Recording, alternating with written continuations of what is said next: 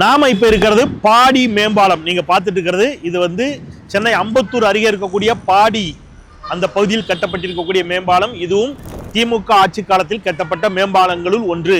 இதுவுமே ரொம்ப முக்கியமான இடங்க. ஏன்னு கேட்குறீங்களா? இந்த இடத்துலவா டிவிஎஸ் நிறுவனங்களினுடைய மிகப்பெரிய தொழிற்சாலைகள், குறிப்பா சுந்தரம் கிளைட்டன், வீல்ஸ் இந்தியா, இது போன்ற மிகப்பெரிய டிவிஎஸ் லூகாஸ் போன்ற மிகப்பெரிய நிறுவனங்கள், டிவிஎஸ் நிறுவனங்கள் இந்த பாலத்துக்கு பக்கத்திலே, பாலத்துக்கு கீழே இருக்குது.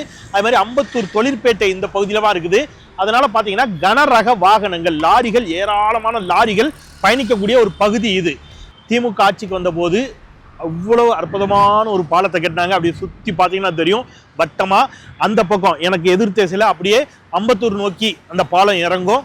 எனக்கு இந்த பக்கம் பார்த்தீங்கன்னா வெள்ளிவாக்கத்தை நோக்கி அந்த பாலம் இறங்கும். அது மாதிரி ரைட் சைடு பார்த்தீங்கன்னா ரெட் ஹில்ஸை நோக்கி போகும். இந்த பக்கம் போனீங்கன்னா கோயம்பேட்டை நோக்கி போகும். ஸோ அந்த பக்கம் கோயம்பேட்டில் ஏற்கனவே ஒரு பாலம் நம்ம பார்த்தோம். இப்படி தொடர்ந்து இன்ஃப்ராஸ்ட்ரக்சர், உள்கட்டமைப்புகளை வலுப்படுத்தியதால் தான் தமிழ்நாட்டுக்கு நிறைய தொழிற்சாலைகள் வந்துச்சு. உங்களுக்கு இது வெறும் பாலமா தோணும், பட் இந்த உட்கட்டமைப்புகள் இவை வலுவாக இருந்த காரணத்தினால்தான் நிறைய தொழிற்சாலைகள் தமிழ்நாட்டில் முதலீடு செய்ய வந்தன. அந்த தொழிற்சாலைகளினுடைய முதலீடுகளால் தான் தமிழ்நாட்டில் வேலைவாய்ப்பு அதிகரித்தது. அதனால்தான் தமிழ்நாடு பொருளாதார ரீதியாகவும் வளமான மாநிலமாக வலுப்பெற்றது.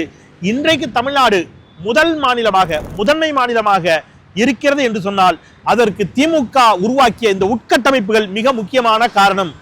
இப்ப சொல்லுங்க, ஸ்டாலின் தொடரட்டும், தமிழ்நாடு வெல்லட்டும்.